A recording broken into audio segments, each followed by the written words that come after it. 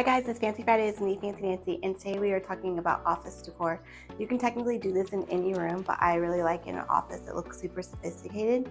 So again, these are wood slats that they did, and then they just did trim lights.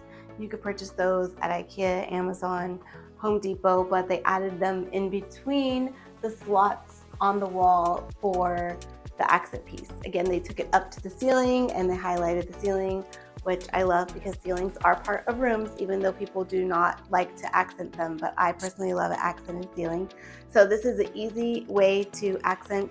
It adds a lot of impact, especially when you're walking in from out there. The office is usually at the front of the home as an entry, so this is a great way to highlight the home with a very inexpensive accent wall. I hope everyone is living just fancier.